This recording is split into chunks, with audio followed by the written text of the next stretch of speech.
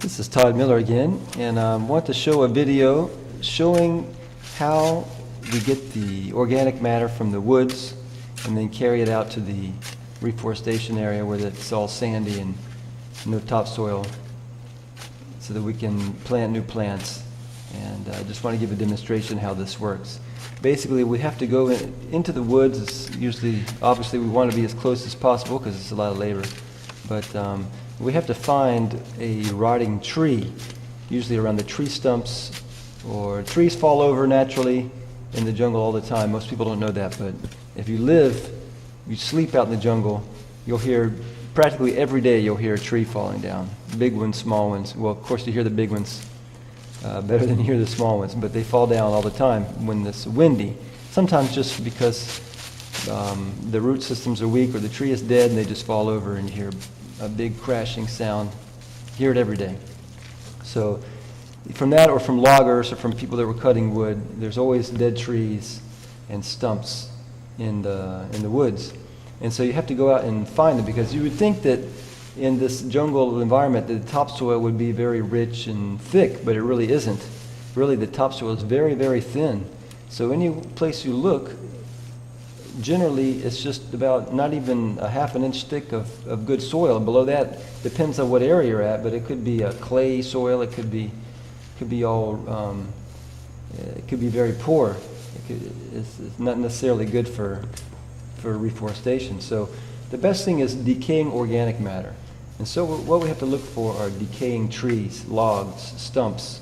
Usually around the stump there'll be a lot of matter that you can dig out. In this particular, what we found here was a log. And so in the beginning he was chopping away the log with a shovel, and now he's digging up the pieces of dead wood and organic matter. This is, you can see there's a little trail there. This was actually right next to there's a mining trail right next to us. That's where there's a cut log also.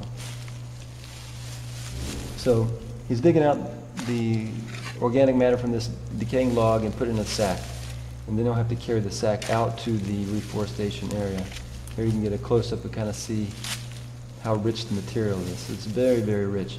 And of course this will give nutrients to the plants. We're planting different types of plants. From seed, we're planting a plant called mucuna, which is kind of like kudzu. It grows on a vine and it puts roots down into the ground, which then will decompose and puts organic matter into the ground. Then we're planting some cacao, some wood trees. I won't pronounce all the names because they're all strange Indian names anyway. Well, there's one called tornillo, there's some showawako. There's different ones. Also castanha, which is Brazil nut. This first day we planted a Brazil nut tree, and cashew. Actually, cashew is called maranhon in Spanish, and we planted a couple of cashew trees. And these trees provide food for animals, even though there's no people to go harvest. It's not really a commercial type of planting. So. But it provides food for animals. Obviously, there's a big habitat loss here for the birds and the other animals, so as we reforest it, it'll provide new habitat for the animals. So you can see the rich organic material.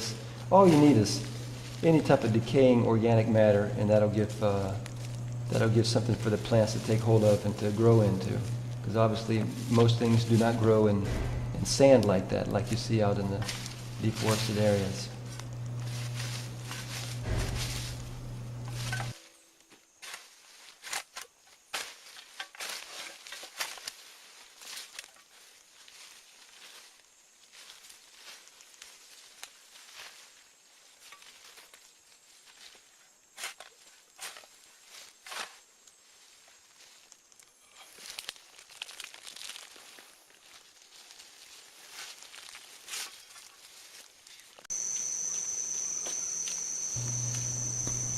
Now, after we fill the sacks, obviously we have to carry them out of the woods, and that is a labor-intensive process because it's not necessarily very close. It could be a couple kilometers along a mining trail. And this is a mining trail. You can see the tracks from motorcycles. The motorcycles come through here to bring fuel and people and motors and food and everything.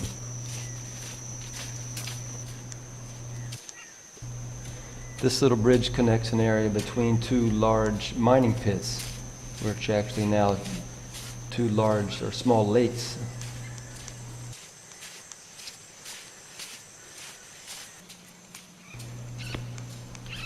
So here we're getting out to the area where we're going to start the reforestation, coming out to the clear area.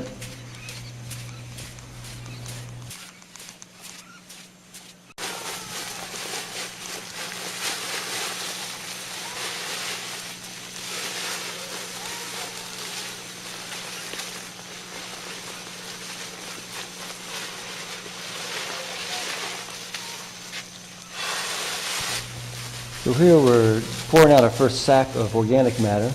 If you heard a baby crying in the background and the sound, that was a mining camp that was probably only 100 meters from here, and there's some babies that live there. And that was that baby crying in the background. Only about 100 meters away, a camp of people living there.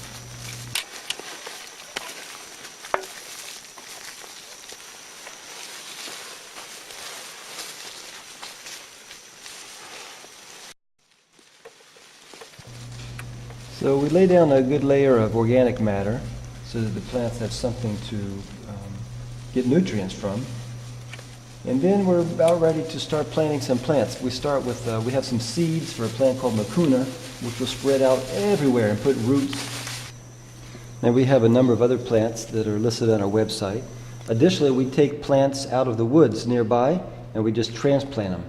So some come from our greenhouse and some we just take from the woods nearby. We just dig them up and transplant them here. So that is the process. I thought that many people would like to see what the process is. This was our first day actually that we got started, and we're going to be improving and expanding.